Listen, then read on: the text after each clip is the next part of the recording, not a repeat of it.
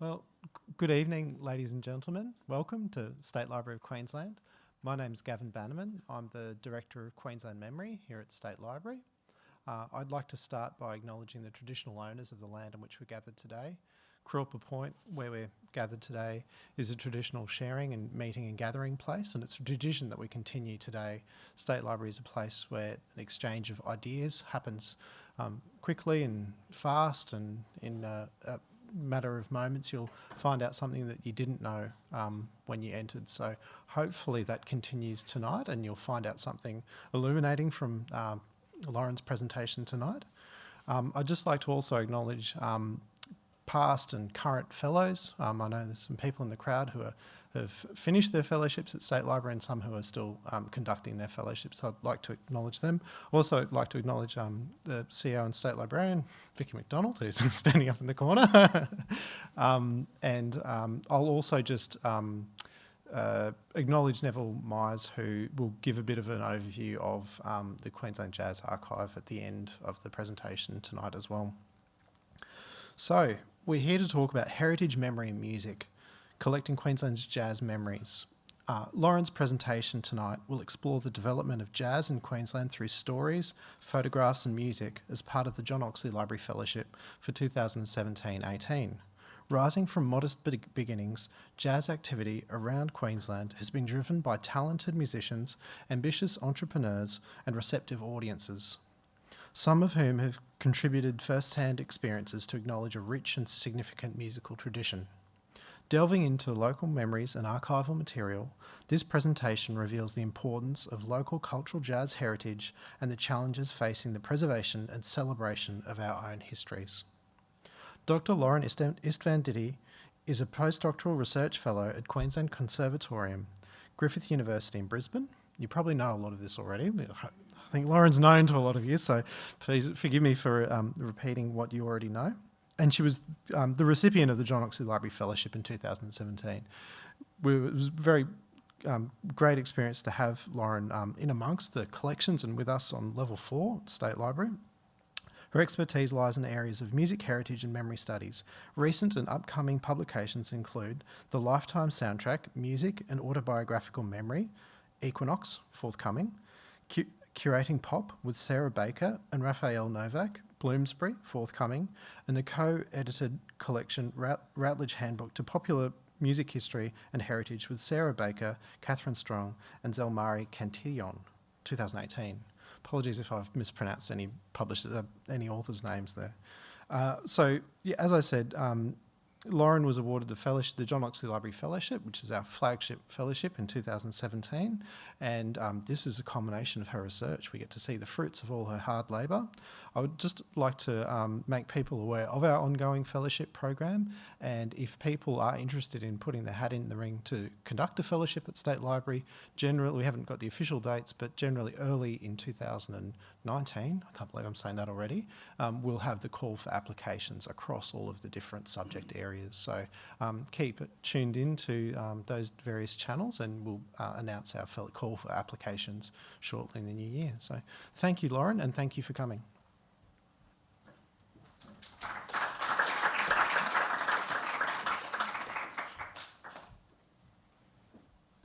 You might have taken my script. Oh. For the collection. Well, thanks very much, Gavin, for that lovely welcome, and thank you everybody for coming tonight. It's a great pleasure to be able to present to you some of the things that I've found during my time as a John Oxley Fellow, and I'll get straight into it because there's so much to say and only a limited amount of time to say it in. So as Gavin was saying, the presentation will review some of the important events, the influential people, the physical spaces that were involved in the development of jazz in Queensland up to around the 1980s. It represents a good deal of my work in music heritage research over the past 18 months, and particularly my time here as a John Oxley Fellow. So my interest in Queensland jazz, and perhaps yours, began not so much in what I already knew about jazz, but rather the seemingly cavernous gap in our national jazz discourses. So those of you already familiar with jazz in Australia will know that the major cities of Melbourne and Sydney are often touted as the powerhouses of jazz developments in this country. And that is true, and I'm not going to argue that these places did not produce some of our most brilliant players. However, I do want to start by pointing out the influence of a much repeated discourse such as these on our collective memory. They make it easy to forget and harder to remember those pasts that lie on the periphery. Perhaps Queensland was 1 hour and 30 years behind these states. However, that does not mean that jazz did not exist here and should not deflate the significance of that music for local communities. For Queensland now has a healthy jazz community, which is a clue to a foundation that must lie somewhere in the past. Before I began my research, I saw there was a limited information source publicly available on jazz in Queensland, though what I could find was lovingly curated by the Queensland Jazz Archive, that's QJA, which is made up of a community organisation and an unofficial archive, and a protected archive that's here at the John Oxley Library. So my aim in undertaking the fellowship was to increase the quality and quantity of material in the QJA. My key focus was to gather stories by having conversations with individuals and their families around Queensland, those people who had direct and indirect knowledge of jazz scenes, and to record their memories for preservation. So to do this, I travelled around Brisbane, Gold Coast, Sunshine Coast, Toowoomba, and also to North Queensland. I limited the scope of the project to 1980, firstly because it's a one-person project and didn't want to be too ambitious. And secondly, I noted there was an existing material in the archive from more recent decades, so I needed to start where the gap was widest. Unfortunately, many people who would have been able to describe the scene in detail have passed away. What I present here is therefore not a comprehensive history, but rather a roughly chronological review of Queensland's jazz heritage through the lens of memory. It's necessarily incomplete, it's broad, and for the purposes of this talk, it's pretty brief. Much of the audio and many of the images that appear on the screen during this talk were collected during my travels, and I have permission to reproduce them here. You'll hear the voices of interviewees and you'll hear some of the music of local musicians rather than hear me describe it. These items will be assessed by the State Library for preservation, and hopefully they'll eventually appear here at the John Oxley Library in the near future. This heritage has significance for our understanding of local culture and its development in relation to other social and political trends, but it is at risk of being completely lost. Without this heritage, we as Queenslanders are in danger of losing our collective identity and also losing the sound of our actually rather musical voice in the national stories of jazz.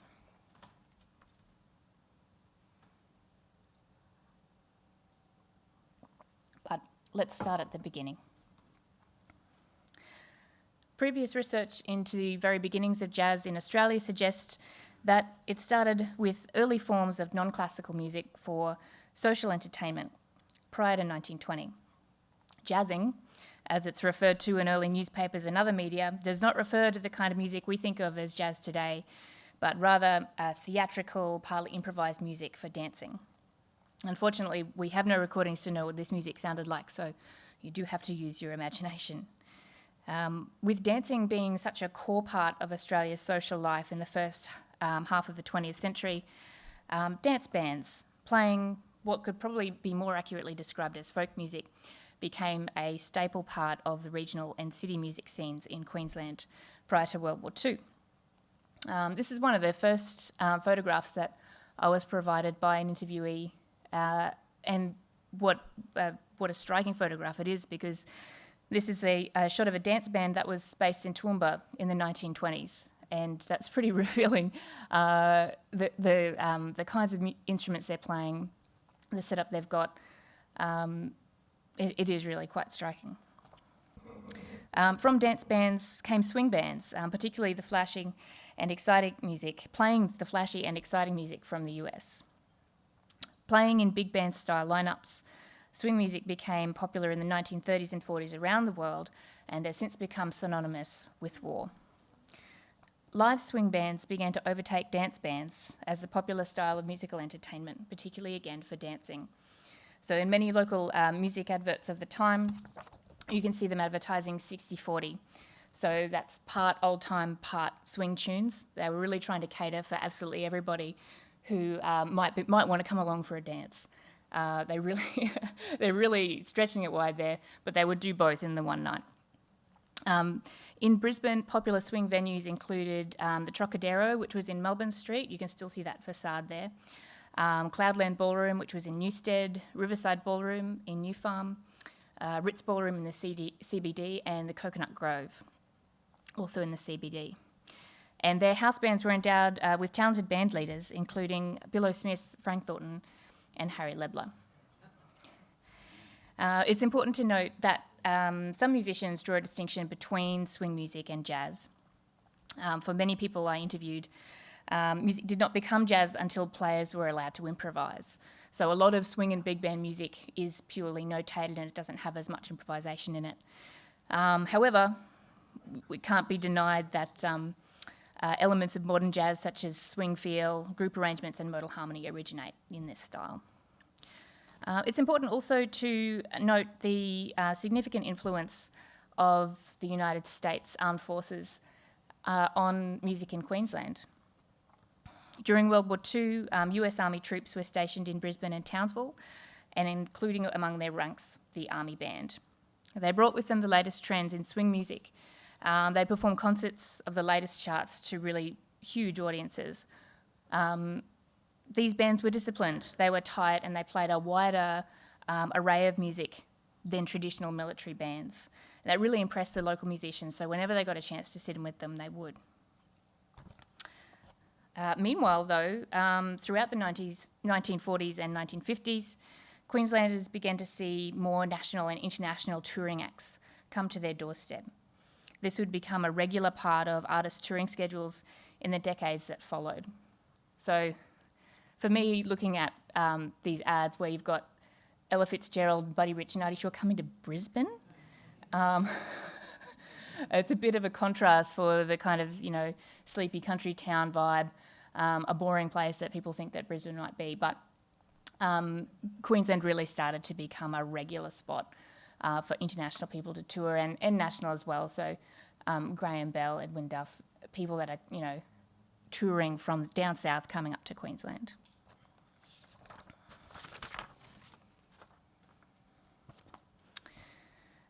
It was after the Second World War that jazz music making, particularly in Brisbane, gained traction. With the end of the war, the many musicians who were also playing in Defence Force bands returned to their local scenes and they were keen to play. Jazz was firmly established as the popular music of the 1940s and 50s, and live jazz could be found at many pubs, hotels, restaurants, cafes and clubs into the 1960s. At the core of post-war developments in the local jazz scene were a number of leading entrepreneurs who established venues, so they were often those cafes and pubs, and they hosted live jazz music. These self-starters had to find ways around a number of things. One thing was the growing taste for alcohol in the community while you're listening to a jazz band. So right through to the 1970s, it was actually rather difficult to gain a liquor licence that would cover more than 1 or 2 days a week. However, there were ways and means around this issue, which was overcome by creative advertisement. So this is advertised as a workshop rather than what it actually was, organisational name changes, and even secret club entries for those in the know. And many of you will be familiar with the Brisbane Jazz Club that we know today, which has a long history I can tell you a little bit more about in a little bit. But before the advent of the BJC, beginning in the 1950s, a number of small organisational clubs started with house bands and jams, supporting both musicians and audiences. So these included things like the UQ Jazz Club, Ipswich Jazz Club, and the simply named Jazz Club.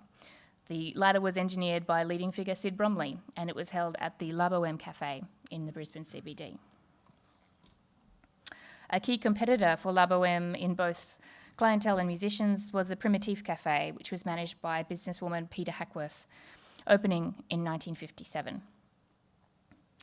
The cafe became famous for serving coffee, not just tea, and it has an exciting menu, this is an excerpt from the menu, of exciting international cuisine, including delicacies such as toasted sandwiches, which we take for granted now, and playing host to a range of creatives, including small jazz combos playing hip modern tunes.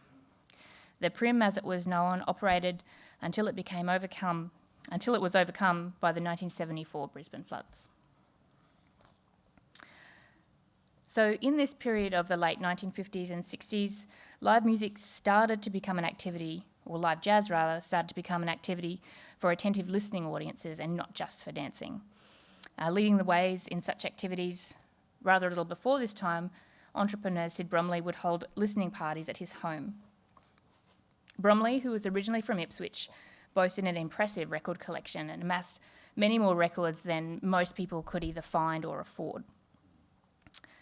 This was predominantly due to his close connections with the Customs Department, through which he was able to import records despite Australian import restrictions. Colourful descriptions of these meetings were described to me by frequent attendee Norman Douglas. So here's his voice. He lived at Fig Tree Pocket to begin with. Yes. That's where his first record jamborees used to be held, just half a dozen people. And then through the Return Servicemen's Loan Scheme, or whatever it was, he got a place in St. Lucia, not far from where the university now is. Right. So did you ever go to the record jamborees? Yeah. To listen? Oh, all the time. Wouldn't miss them. Were they, how frequently? Weekly. Did you put If them we on? could Weekly? get a keg of beer, and kegs of beer were very hard to get in those days. Right. Then we would have a Saturday night party, and it became such a regular thing that everyone expected it. And the group grew largish from time to time, and then it shrank back to the original 6 members. Right. But anyone who had even the vaguest interest in jazz would be invited by Sid to attend one of these. Right. No dope, just cigarettes and beer. And the beer was difficult to obtain, especially in kegs. The substitute for beer was sherry and ginger ale. Awful. That sort of thing. Right. A couple of people invariably wiped themselves out, but most of them withstood the excitement, and he would go through the gems in his record collection. Really? So it was like a curated listening experience? Yes, very much a listening experience. No dancing. No, Sid considered himself something of a dancer as well. Right. A ballet dancer, if you please. And he bought some expensive ballet shoes. Really? Just to add luster to his... Sid Bromley was responsible also for organising one of the key jazz groups in Queensland in the early days, the Cane Cutters, who were most active between 1947 and 1952. So here's the first of a number of recordings I'll play for you this evening. It gives you a sense of the high standard of playing that was emerging in Queensland.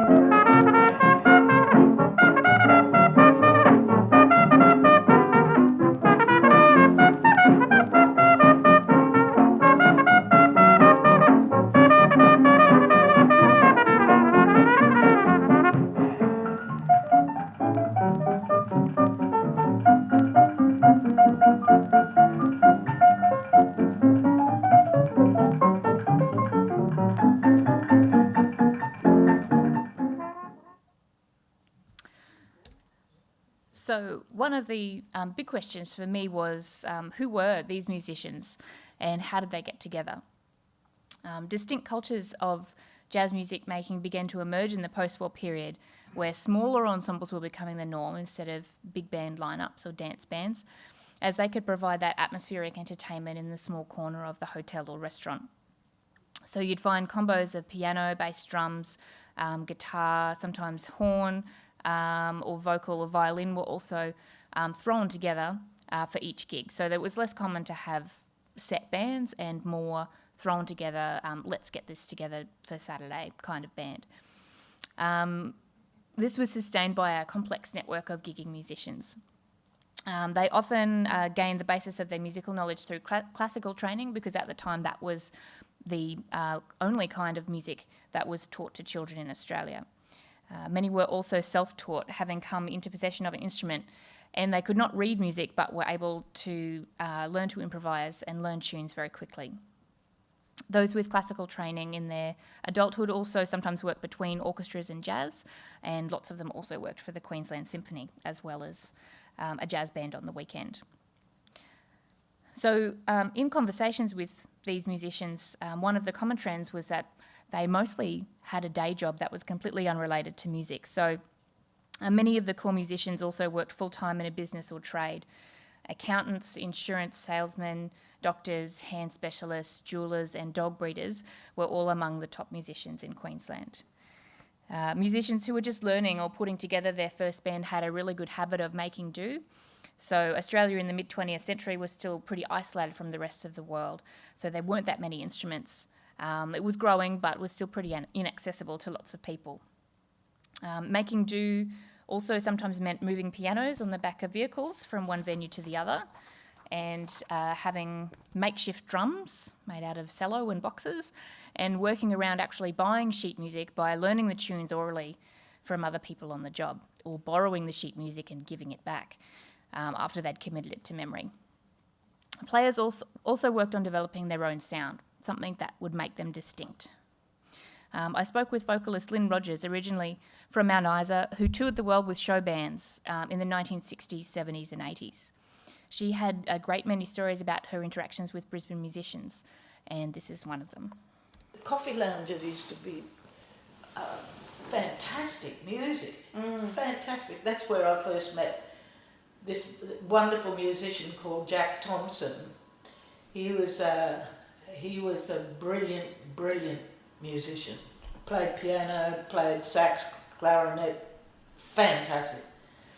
And I was sort of like his protege, I suppose, because I first met him when my cousin Mel Stock had the band in the old Sundale pub. You know where the Sundale Bridge is here, where the Meriton... Sundale. It's called the Sundale Bridge now. Right. That main bridge going from Southport over to Main Beach. Anyway, my brother, my cousin Melly Stock, who was a brilliant piano player, Jack Thompson was in the band. Right. And I can always remember, because I was doing contemporary shows and pop music, I got a Shirley Bassey song, her singing on a little record, As Long As He Needs Me, right? So I went to Mel and I said, oh Mel, I think I should be doing this song. Anyway, I gave him the record and he said, yeah, Lynn, we can do that, you know, we'll just go over it a few times and you learn it. Jack came over, Jack Thompson, and he said, let me see that. And he said, you want to do this song, do you, Lynn? And I said, yeah. And he frisbeed it into the water. Were you horrified? And he said, I went, Mom! and I said, what are you doing? And he said, if you want to learn that song, I'll get you an instrumental version of it. And you learn the words and you sing with the instrumental version. You don't copy some girl from England singing it, which was Shirley Bassey, of course. And that's why I have my own unique sound. When everybody hears me sing, they know I don't sound like anybody else. I just sound like me. because I never ever to this day have learned a song that a female has sung. All my songs are all men's songs or instrumental. You can still catch Lynn singing down the Gold Coast. She's fantastic. So a significant element in facilitating local jazz performances was the Musicians' Union of Queensland, which held strong in its demands for appropriate pay from venues. It was also strict on musicians. Members' cards were checked by publicans or hosts, and those musicians without a card or evidence of membership would not be allowed to perform. One of the valuable resources we have in the John Oxley Library is a copy of the Union's Jubilee magazine, in which I found a pay scale for 1961. So the type's rather small there, but you can see the different time length that they might play, the different time of the day that they might be playing, and whether they were playing for dancing, that's more money, doubling, that's more money, and playing for longer periods of time, and how big your band is. So it's actually quite a complex way to find out how much you're going to get paid, but it worked for quite a long time. Typically, jazz musicians were playing standards, or this is well-known tunes. Original compositions were left only for jamming. Besides gigs, the music was also disseminated in live radio broadcasts, particularly on the ABC. I'm going to play an excerpt from a local ABC radio program, which showcases some of the more modern jazz trends that were sweeping Queensland. And the image for you to peruse is also from that Queensland Musicians' Union Jubilee magazine. And that lists some of the common venues and band leaders in the early 1960s. Hello there, here's more music old, music new, and music with a touch of blue in this evening's Short and Sweet, which features another live session with the Rick Farback Quintet.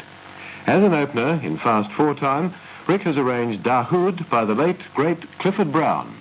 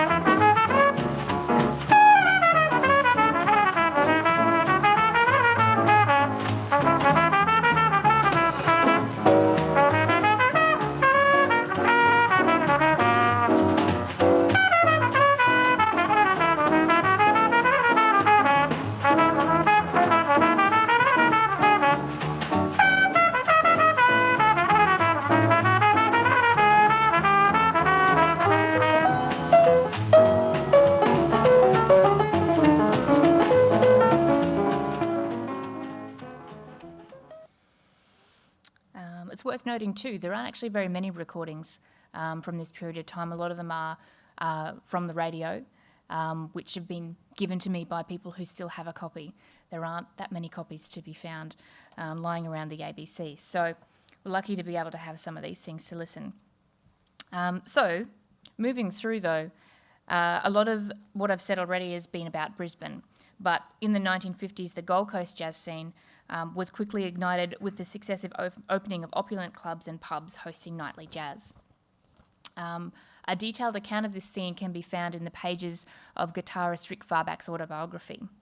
Rick's journey as a German migrant coming from a displaced persons camp in Europe after World War II through to Sydney and playing jazz all the way to land him at the Gold Coast is symbolic of many of the musicians' journeys that fueled the early scenes that fueled the early jazz scenes in Queensland and around Australia.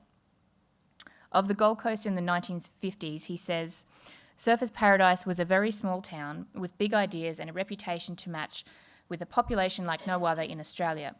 Virtually every resident was a fully fledged character." And on working at the Windjammer Room at Surfers Paradise, he says, "It was most unusual. So different from the Sydney club culture where musicians were generally recognised as a necessary evil, or in the same way a chef sees weevils in flour. I fell in love with Surfers Paradise. Here my colleagues and I had dignity. We had excellent working conditions and facilities. The patrons were mainly people with educated music and culinary tastes. There was a strong element of creative freedom about the whole town that was distinctly bohemian." The Gold Coast became a frequent secondment site for Sydney musicians who would stay for months at a time to contrast with the competitive Sydney scene. The same trend occurred in Brisbane, with musicians like Titch Bray, Len Bernard and John Sangster staying for varied periods of time. So the trend of smaller combos and changing audiences continued into the 1960s, which also saw the emergence of a few important progressions. And this photograph, by the way, was a real find for me because up to this point I had no image of a lot of the people. You've heard some of these people playing already in those recordings. The first progression and having a big impact in the 1960s was the introduction of television broadcasts for which live bands were required, and that was mostly for popular variety shows. This meant playing a wide range of music. The job attracted musicians from different walks of life, so you had people from the symphony playing with people who were mostly jazz musicians and those people who were session players, and all of those people had that high level of reading. They could read music very quickly. It required them to perform with little or no rehearsal. And between working for television and these other vocations, the truly professional rather than the part-time musician developed. The second progression in the 1960s was the unprecedented impact of pop music. Emerging in the late 1950s, the simple short-form music aimed at teens and young people changed the way people consumed music and diversified or polarised tastes in live entertainment. Pop came direct to Queensland, including in the form of the Beatles' 1964 tour, and many local iterations of pop groups rose to take over touring circuits that were once frequented by state and national jazz musicians. Session musicians, once working predominantly in jazz, however, found new employ in providing tracks for a stream of pop hitmakers. Locally, jazz was experiencing somewhat of a decline in audiences, though there was still a strong contingent of talented musicians and entrepreneurs looking for new outlets. It was in 1968 when a young Bill Atkinson started up a social club via an ad in the paper, seeking adventurous young persons interested in starting a new organisation. Unexpectedly popular, the new Adventurers Club offered a range of pre-organised outdoor activities, from local rock climbing to overland trips through Europe. In their original residence at Byers Street, Newstead, the club began hosting regular jazz nights as social get-togethers for members. As I mentioned, liquor licences were hard to obtain, with restrictions in place on a per-business basis, which allowed for 2 4-hour periods of alcohol service per week, which is now a bit unimaginable, isn't it?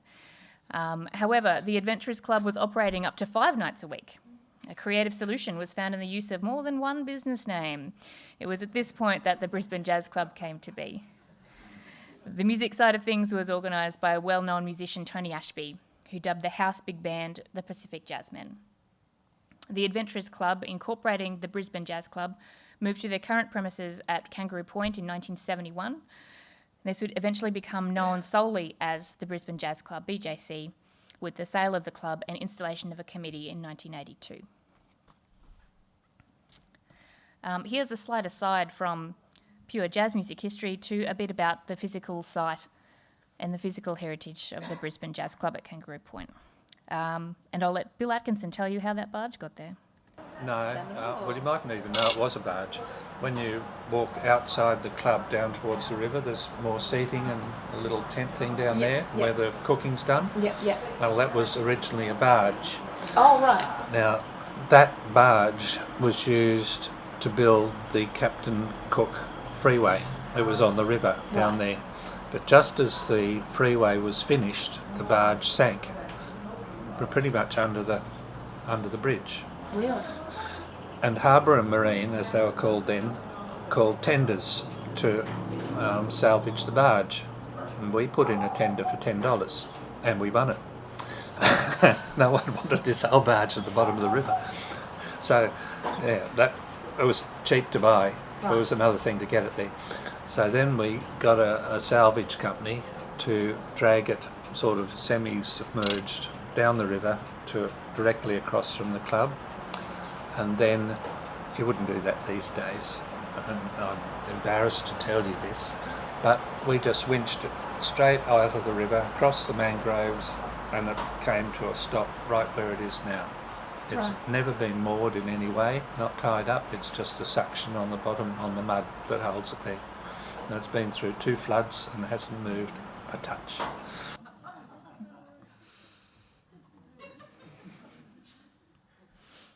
You make do and mend. So Australian jazz was particularly influenced by the UK trad jazz revival, which had been going there since the 1950s. And this became particularly evident in Queensland in the 1970s, where trad jazz became a major trend. Early examples of trad bands in Queensland include the Varsity Five, Dr. Jazz, and the Bay City Jazz Band Holland Park Ramblers, started around the 1960s. However, the 1970s saw an increasing division between trads and modern players, which I'm just calling mods, even though I know that denotes something different, which saw clear lines drawn in the sand in regards to turf, venues and clubs, with few musicians crossing between styles.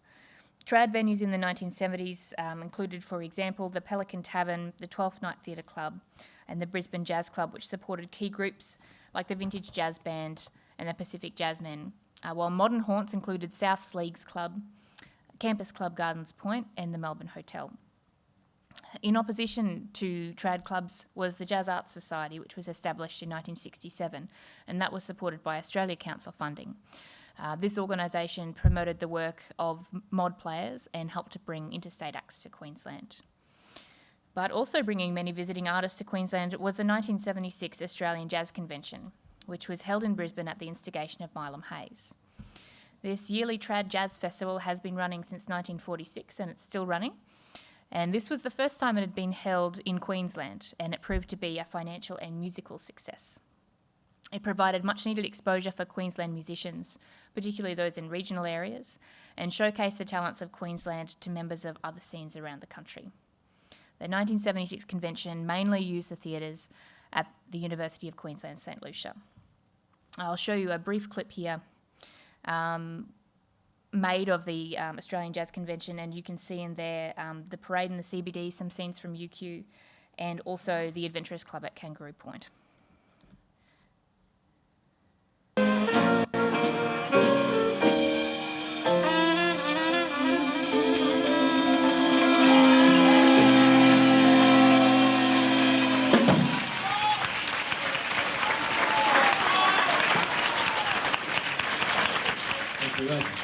Bruce Johnson, the trumpet.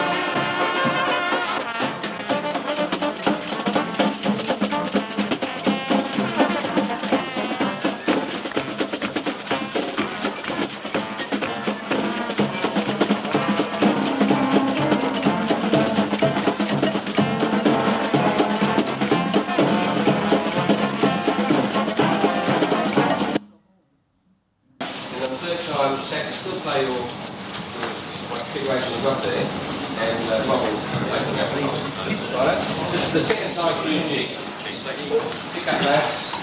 Right? After 3. 1, 2, 3.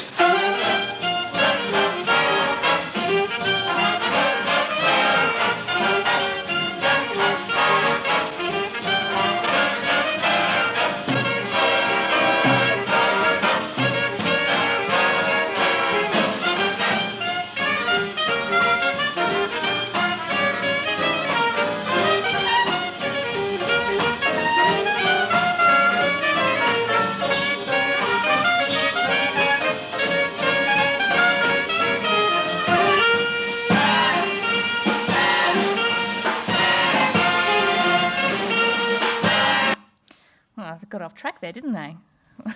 Go back to the convention. Two things I notice is in my head I'm saying make sure you wear sunscreen. All those people out, why aren't they wearing hats? And that so many people had cigarettes playing. Couldn't even put it down to blow your trumpet. It's still it's still in your fingers. But that video is the full length is available on YouTube. If you go and type that AJC 1976 into your search engine, you can watch the whole thing. So moving on to other areas of Queensland, some of whom were yet to pick up again after the Second World War in terms of jazz. And these places, including North Queensland and Toowoomba, found their second wind in the form of trad jazz. The uptake of jazz in these more regional areas was brought about by the establishment of new clubs, such as the Toowoomba Jazz Society in 1976. The TJS was founded by musicians Brian Close, Dennis Lavonis and Don Armstrong, several of whom also worked at the University of Southern Queensland. In keeping with trad style, members picked up spots as roving entertainers around Queensland besides their regular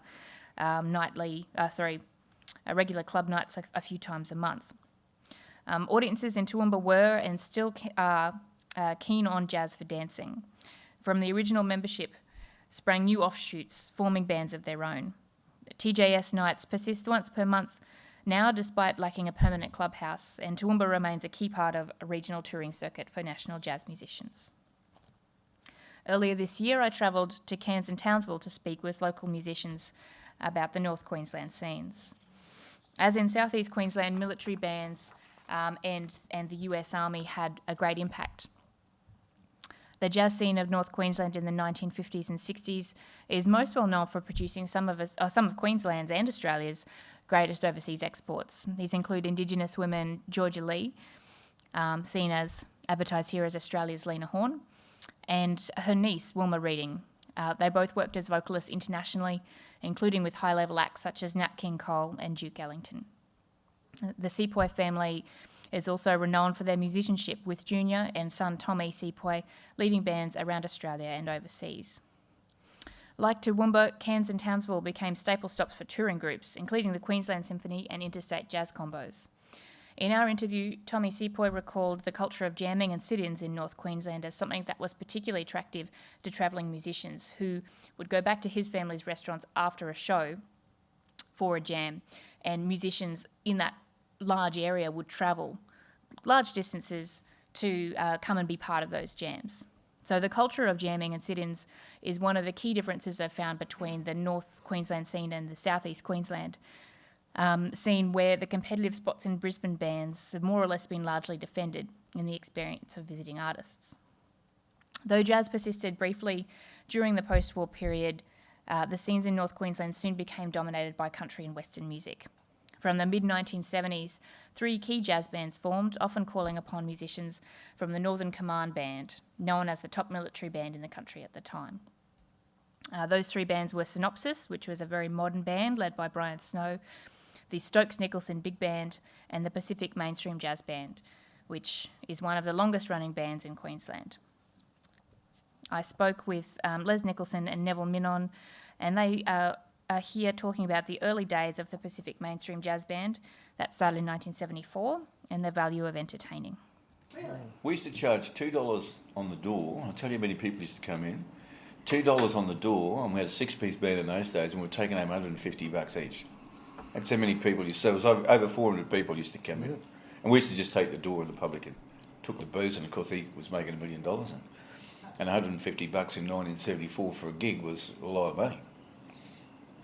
But I think, I don't know, we just started in Townsville at the right time. I can't put my finger on it, but that's what happened. When you first started playing, and you know there were all those crowds coming to see you, what kind of jazz were you playing? Very traditional jazz. Okay. Yeah, New Orleans, you know, Muscat Ramble, Tiger Rag, the whole 9 yards. I mean, I think 90% of our crowd didn't know what jazz was, but it was jumpy, and they was meeting their friends, and it kind of got a bit of a trendy place to go. But we would play Thursday nights in Tats in a little room with 400 people, and then Saturday afternoon the beer garden with about 500. It was more social. Yeah. And we weren't, as far as I was concerned, we weren't there as performers of music. No. We were there as entertainers. Mm. So while they're drinking and enjoying whatever they're doing, we're entertaining, and so we entertained ourselves, and they enjoyed watching what we're doing. Oh, we've always done that. We've always just played for us. Yeah. And we do lots of little things, and Percy sings, I like to get you on that Shrove boat to China and all that sort of stuff. And, you know, we can play it for you later. It's pretty bad. In fact, that's my biggest problem at the moment. I've got to find somebody that sings as bad as him to replace him. Yes. But that's the attitude we've always had, and I think Percy's right. People were watching us as entertainers, and that's always been my philosophy. Yeah.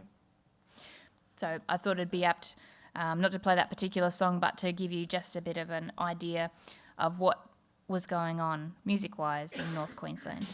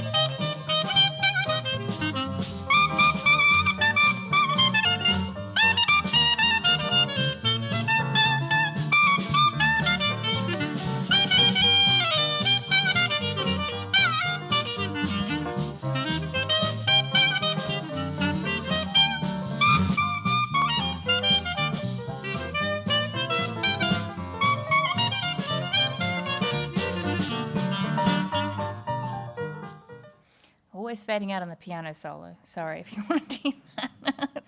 They're always the third. Whoa, it's going to keep going. There we go. So, although my research was restricted to going up to 1980, a lot of those scenes that I've spoken about continue to develop in leaps and bounds. Notable events in the 80s, 90s and beyond include a couple of things worth mentioning. That one of them is that the Australian Jazz Convention was held in Toowoomba in 1982.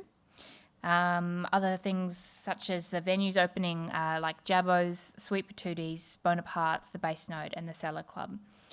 They all supported a continuing and thriving jazz scene. Smaller clubs started to spring up in Bundaberg, Hervey Bay, the Noosa Jazz Party. Cloudland Ballroom was demolished in 1982, bringing a controversial end to what was a significant part of Brisbane's history. In the 1990s, jazz festivals sprung up, so Magnetic Island, Palmer Street Jazz Festival in North Queensland, and the Brisbane International Jazz Festival later on. We also enjoyed tertiary courses in jazz education. and we started to churn out increasingly talented musicians that are recognised nationally and internationally.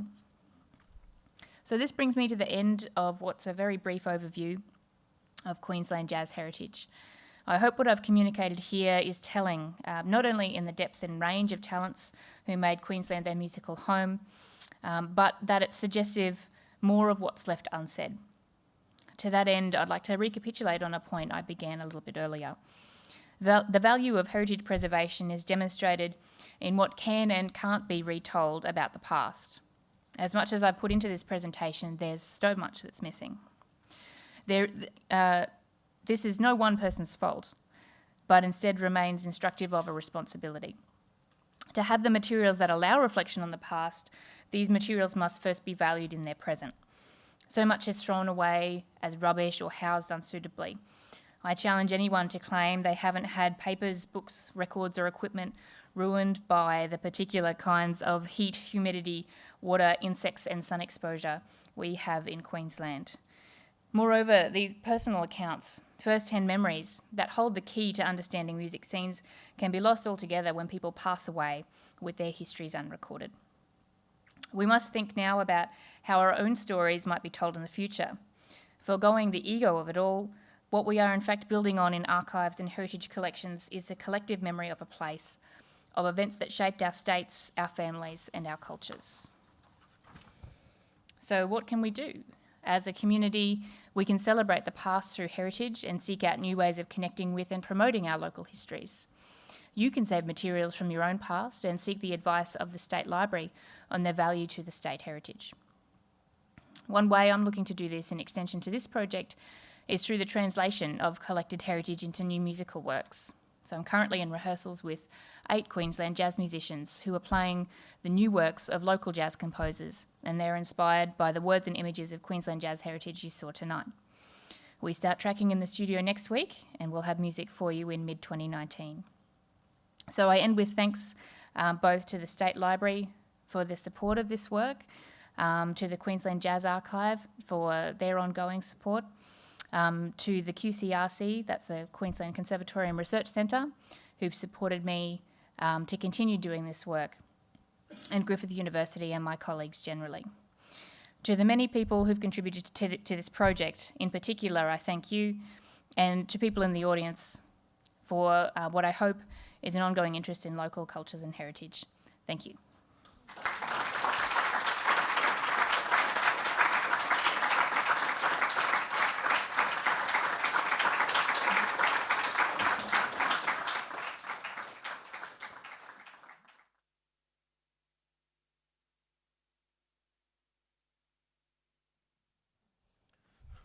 Okay, so we'll just sashay into the next part of tonight, which is just a Q&A session, because I'm sure I heard some people kind of reminiscing or remembering or, I think I know where that is. So I suppose this is the chance to ask those questions of Lauren that you've been dying to ask. I'll kick it off by asking, what was the most surprising thing you found out through your research? Hard to pick one. I mean, understanding the way that people live their lives, I think, maybe was one of the most interesting. So in one interview, I received some diaries of a working musician. So you could see how many gigs a week they were doing, and the description from this person who was the daughter of the musician was talking about how he would work all day and then come home and have the meal, but the pants had to be pressed, and all of these, different coloured pants and shirts were aligned in the cupboard, and, they had to be ready to go, and then he'd go out and he'd do the gig and he'd come home late at night, and that was the lifestyle. So understanding what that actual lifestyle was like was one of the key things for me. So these people had day jobs but then had a nightlife as well? Yeah. So when did they sleep? I don't know how these people sustained and had the energy, and I think that's something that's I guess that's pretty telling, that they were willing to go out and play this music, to put in the effort beyond their day job to make sure that they had something fulfilling in their life besides whatever else they had. But jazz was one of those things.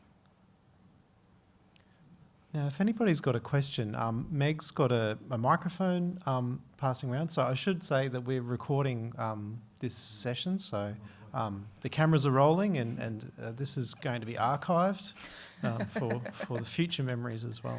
Doesn't matter how many times I said that to people I was interviewing, I still had to edit a lot. Did you? We did a similar project.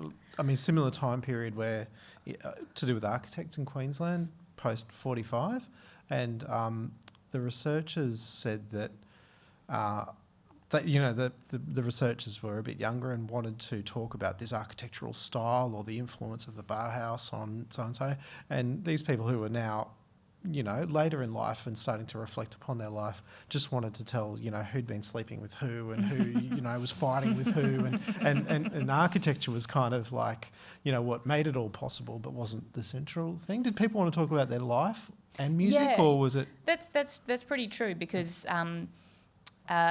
when you're speaking with people and it is a reflection, it could be many years past. And so for them, what might stand out is the relationships that they had with other people. So sometimes the interviews would more consist of stories and anecdotes, lots of which I can't, really relay in any kind of meaningful way without a lot of context and editing. But that would give you inherently a sense of the kind of fun that they were having, and that, the value they placed on the relationships in making music. Those two things really came together quite closely for people.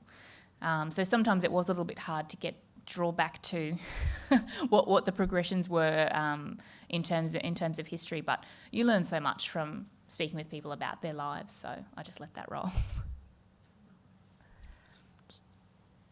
Sorry, we'll just get a microphone to you, just up the back.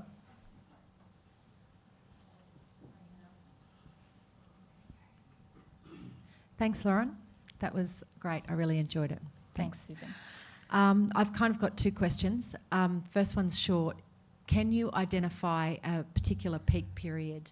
Was it the late 40s, 50s, or was it a particular 2 or 3 year period where there was just so much activity going on in Brisbane? And secondly, I noticed in some of the images that there was activity continuing into that quite infamous era in Queensland history of the late 60s and 70s. I saw Manhattan there and a few of those clubs. Did you come across any material which kind of lined up jazz musicians with that, that corruption period, I suppose, that era that we now know as the Fitzgerald era? was that going on in clubs as well, and were they a part of that? All right, I'll answer in order. I guess what I don't want to do in this role is overreach in terms of saying that I'm an expert, because so many people, even in this room, still know lots more than I do. So there's, I'm happy to have this as a very flexible point. But from what I understood, certainly the war years and immediately post-war, when you had a lot of people going to dances, that the swing tunes and the amount of ballrooms operating at any one time was very impressive for, what seems like, now to be sometimes an unsustainable scene if there's more than 3 clubs operating jazz at any one time. So certainly I think jazz was fundamental to the social scene and the cultural scene at that time. Then definitely a lull in the 60s, and then this uptake again in the 1970s. But having said that, that's such a short period of time that perhaps, somebody who has an even better overview of that entire time might think that the 80s was the peak.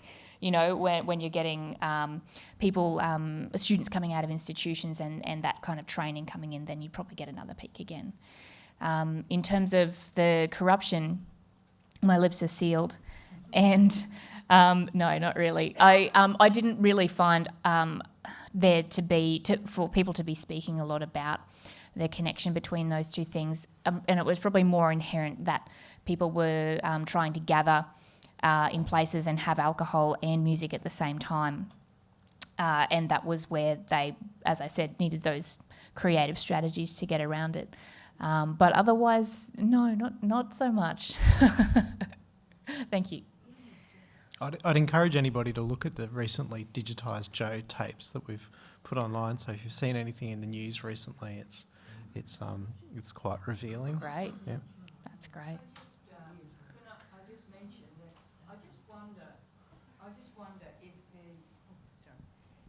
Okay, I just wondered what you feel that the impression on Queensland music must have been by this entrepreneur called Lee Gordon.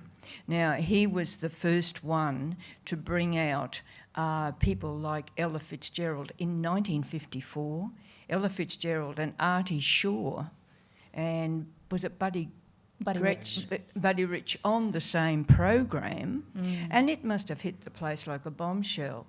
And then they went on and they brought out Stan Kenton, Dave Brubeck. And do you think that the local scene must have surely been influenced by hearing these people not on record, but in live performances? It must have had an influence, I would have thought.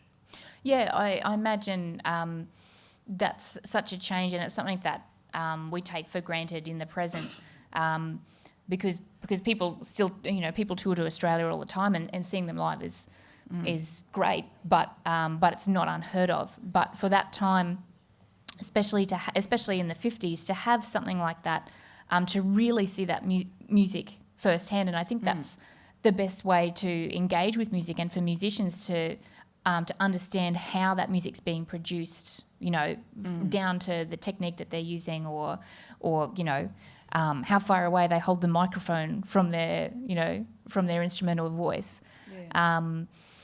is terrifically impactful, and would have been a great contrast, I can only imagine, for Australian life at the time, to have acts as big as that. It would have been a massive contrast from the everyday life that people had, and not to mention the musicians who were seeing those things live. Yes, it must have been sort of like, it must have been quite inspiring for them to see someone like Benny Goodman. I mean, really.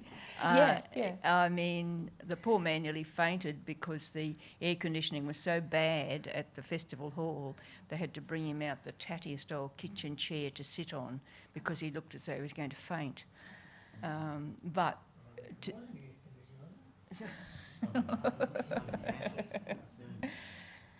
Yeah, definitely. Probably a challenge for musicians as well to come so far. It would have been, and it still is, a long way. People still make excuses not to tour to Australia. But I can't believe Aretha Franklin never came to Australia when she died recently. And someone said she never. Did she never come? She never came to Australia. Wow. There you go.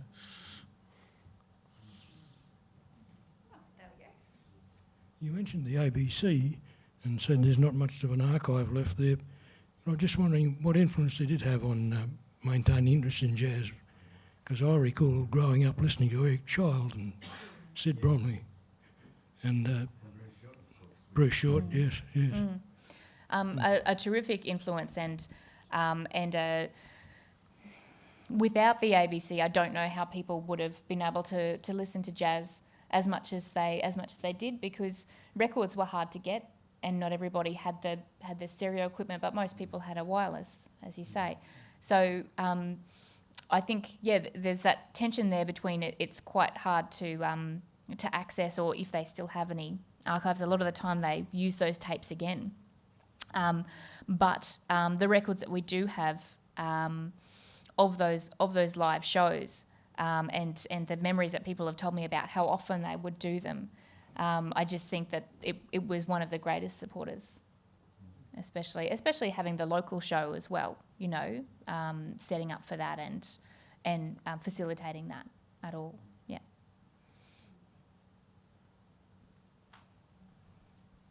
You mentioned Sid Bromley, and he was a good friend of mine, and perhaps everybody sitting in this quartet right here. I'd drive him home from a gig at night to his house, and he'd just tell me these stories, one of which was the night he had the Louis Armstrong band sitting on the floor in his living room. I said, how the hell did you do that? He said, I went backstage, I promised them some Aussie beer, and they all came except Louis. He was too tired. but he had Trummer Young, trombonist Trummer Young, pianist Billy Kyle, bassist Arvel Shaw, someone else I can't quite remember, but just sitting there. That's amazing. Yeah. And somebody else made the good point about Festival Hall. I remember as a very, very young guy going there and seeing Dave Brubeck and the packed houses, and it was a life experience, particularly when you walked outside and Brubeck and Paul Desmond and Morello were standing on the footpath outside, and you could just walk up and talk to these guys. And then to cap the night, Black American Arvel Shaw walks out with his bass, pushing it up Albert Street to go to the Lennon's Hotel. you know, it's all amazing, and that these guys were there. But I think the interaction between Australian musicians and particularly overseas musicians, particularly American musicians, was quite strong. But interestingly, some of our own Australians did very well in the United States. And Bernie McGann, with whom my colleague Louise Denson and I met when he was here about 3 years ago, he had a very good career in New York for a while.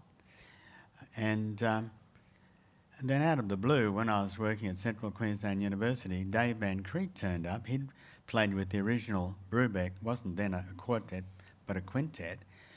And he and Brubeck were teenagers together. And this guy on tenor saxophone, alto saxophone, turns up in Rockhampton, Queensland, teaching music. Yeah. You know, that's amazing. And there is a lot of talk about this interaction, and you've given an excellent insight along the way for that. And so much more needs to be done in getting this down. So I think back to Gavin's initial question, that probably is one of the most surprising things, one of the things that's hardest to imagine. You know, you think, oh yeah, St Lucia or Albert Street, you know, things that they're too familiar to you to have those very special people in them. Yeah. And to imagine, you know, that those musicians would think to even go to somebody's house. Oh yes, some random just asked me to come to his house out in the sticks.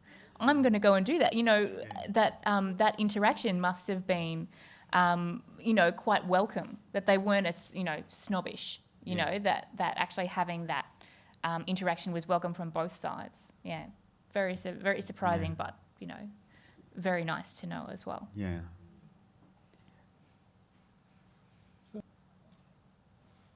Did you detect any interest in the concept of a centralised collection of Queensland jazz history when you were speaking with the people? A lot of people said to me, why didn't you do this 10 years ago? And, well, probably wouldn't have been old enough to do it then, but that there was a lot of interest in the story being recorded. I mean, at the same time, there were some people who didn't necessarily want to be recorded. But in terms of having a collection, people do think it's very important. So do you think they had heard of the Queensland Jazz Archive? No, I think generally, well, I guess that's unfair. I think a good deal of them espoused the idea as soon as I mentioned that there was an archive, and they're like, well, that makes sense that, you know, there would be and there should be. But some people were saying, oh, you know, I didn't know and I threw this stuff out, which is heartbreaking. So I think when you say central collection, do you mean central to Queensland or central to the country? Queensland. Yeah. Like the Queensland Jazz Archive concept. Yes, yeah. Definitely welcomed, certainly welcomed. And I think the more noise you can make about something like that, the more people will think of it, you know, think of donating and think of putting their things in there for safekeeping. Mm-hmm. I liked when I was a kid, that was just so important every Saturday night to listen to Short and Sweet. And then on Sunday night, and I discovered this quite by accident, I was about 13 years of age, again on one of the shortwave radios in my kitchen back in Rockhampton, you'd get the Voice of America every Sunday night with Willis Conover from New York. Yep. I can't believe that actually happened. But, you know, the radio did a wonderful thing in helping many of us here tonight get acquainted with the music. Absolutely. Absolutely.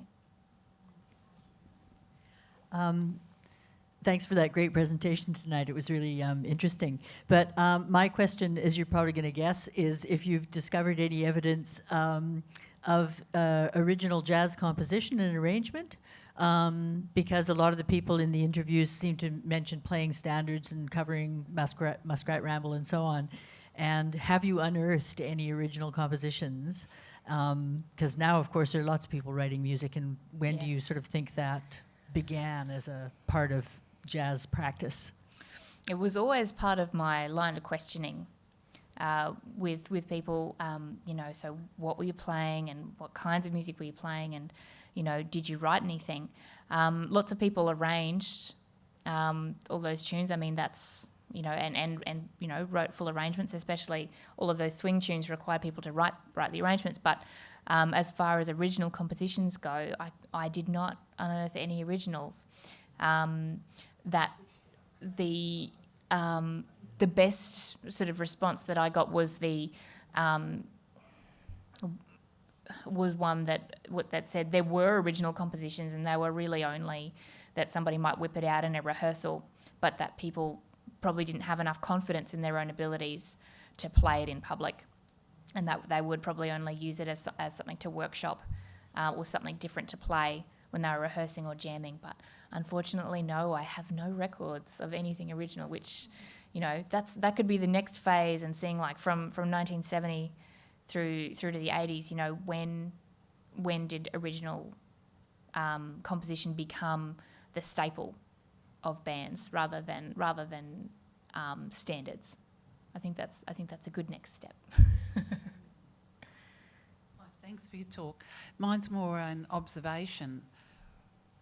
Women, females, where were they? There were a couple of singers I noticed. Yes. But were they involved? Did they play instruments?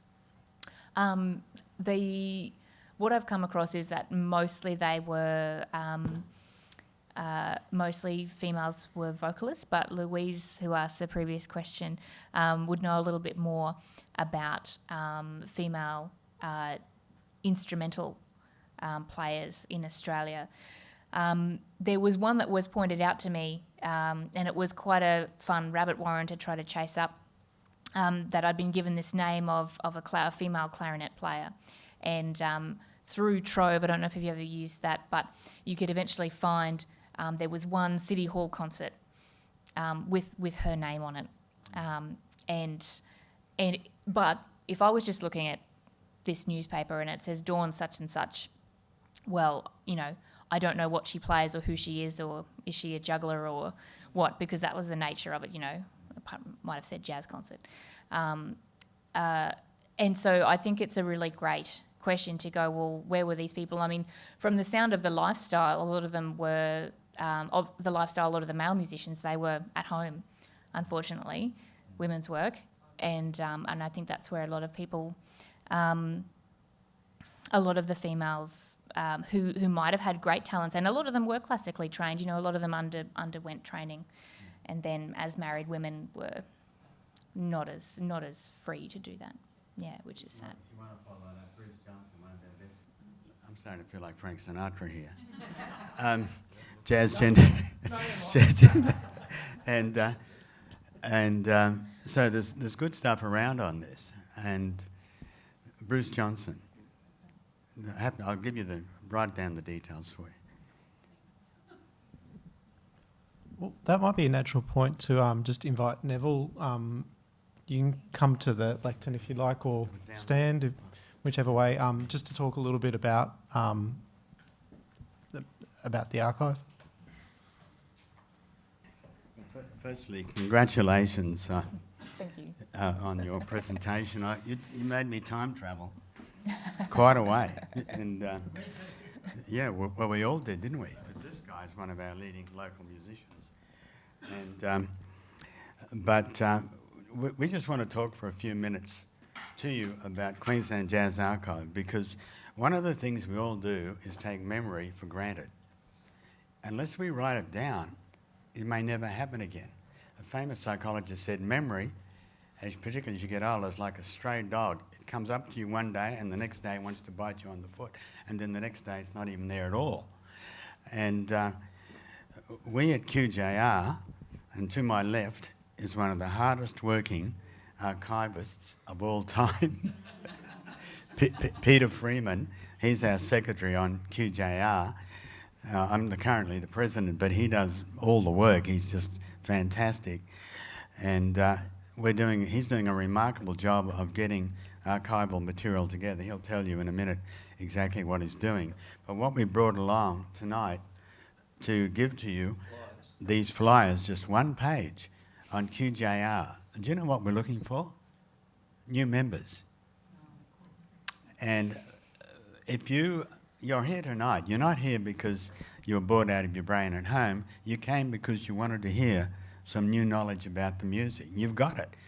But let's preserve it. Let's extend it even more. Through QJR, we've got to do more interviews. We've got to continue what you're already doing, downloading stuff from the internet. And even tonight, your presentation, we hope to get on our archival record. But we don't do this alone. We rely on a network of people. Tonight we've got the State Librarian here, Vicky McDonald. Whereabouts is she? She gone. Okay, Laurel Dingle. We've got from the Queensland Conservatorium, Griffith University, Louise Denson. Where is she? She had to go too. Did she go too? They must have known I was coming. Yeah, they are the women. They have to go. But we are collecting jazz memorabilia, but we need help. If you join us on the committee, your subscription might be $10 a year, $15 a year. Do you know why? It helps meet some overhead costs that we are sustaining all the time. But State Library has done an excellent job in getting behind us. And I'd like Peter now to tell you a bit more, but on your way out, would you kindly take one of these? You've got an opportunity to extend your memory and knowledge. I mean, listening to you talk about Festival Hall, you brought it all up in me again. But we've got to write it down. We've got to record it. We can do a quick audio interview with you sometime about the concerts you used to see and watch, and why, and which musicians, particularly Australian musicians, appeal to you. And don't forget, we've already got a good international reputation. Even from the late 1940s, Graham Bell was touring Europe and got the international reputation as one of the top original jazz bands of that era. The Australian Jazz Quartet in the 60s goes to America and gets an award from Playboy Jazz magazine as one of the best jazz combos in the country. It comprised mainly Australians in the quintet, but there were 2 Americans. And again, the Yanks and the Aussies were working together on this art form. Peter, could we have a few minutes from you, please? Certainly can, Neil. First of all, I'd like to thank you all for coming. I'm very pleased to see so many people here. I think it's great. And certainly to Lauren for her fantastic presentation. I'm just wondering when the book's coming out. So, but just a bit of a word about the Queensland Jazz Archive. We're actually, we serve 2 purposes basically. One is to collect jazz memorabilia, which includes anything, particularly recordings, videos, sound recordings, posters, books, publications, newspaper articles, whatever.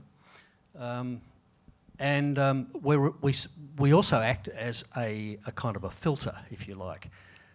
So we send the best of what we've got to the State Library, with which we have very strong ties, of course, with Laurel, of course, on the committee. It makes it a lot easier to streamline that process. So please take a brochure with you, Queensland Jazz Archive, and if you've got anything you'd like to submit, or anyone else who wants to submit stuff, please let us know. Thanks.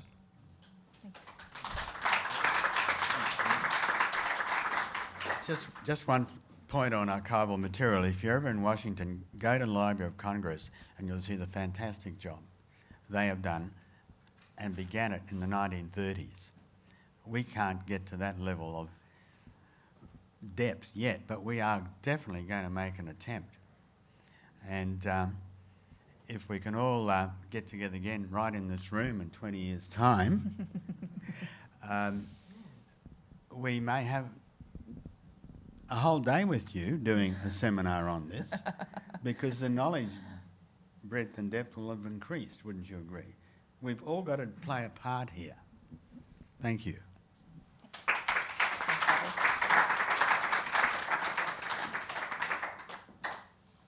All right, that might be a good note to end on. Just like to thank Lauren again for her presentation and her hard work in bringing these stories to light. And thank you for coming. Thank you. Appreciate it. Thanks.